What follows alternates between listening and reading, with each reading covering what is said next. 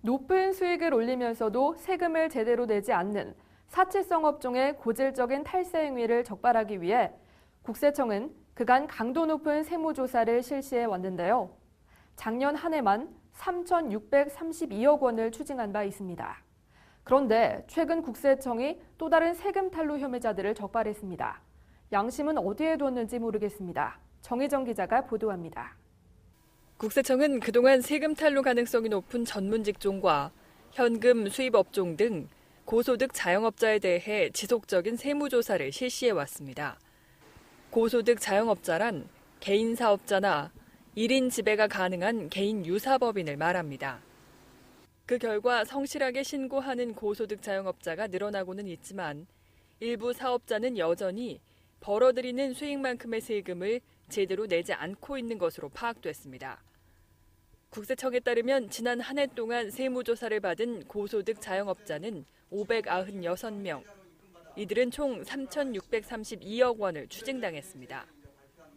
그중에는 현금 결제 유도가 잦은 사치성 업종의 사업자들이 많이 포함됐습니다.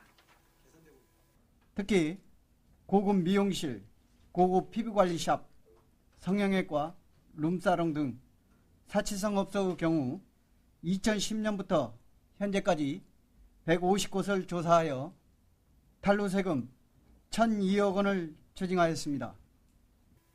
연예인과 외국인 고객들이 많이 찾는 강남의 한 유명 성형외과. 이 병원 원장은 현금을 주로 사용하는 외국인과 신분 노출을 우려해 카드 결제를 꺼리는 내국인의 수술비를 현금으로 받아 비밀 창고에 숨겨왔습니다.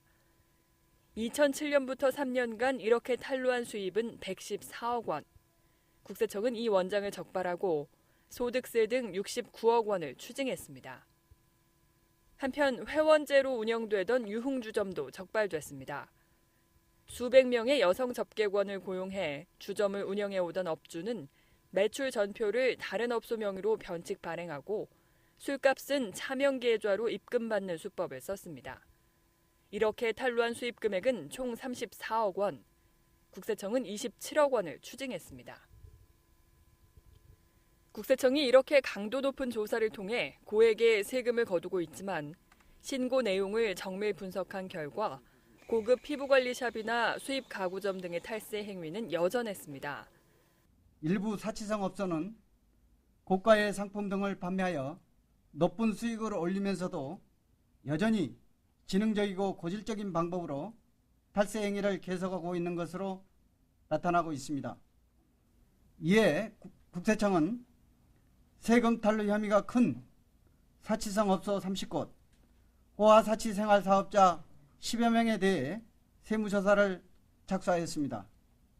이번 세무조사 대상은 연간 1,000만 원이 넘는 피부관리 상품을 판매하면서 현금 결제를 유도해 수입액을 누락한 고급 피부과, 소득금액을 축소 신고한 고급 미용실, 유흥업소 등이며 세금은 안 내면서도 호화 사치 생활을 해온 사업자도 포함됩니다.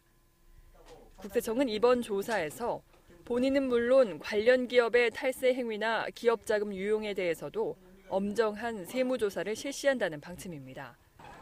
한편 금융거래 추적 조사와 거래 상대방 확인 조사 등을 통해서는 탈루 소득을 끝까지 찾아내 세금으로 환수하겠다고 밝혔습니다.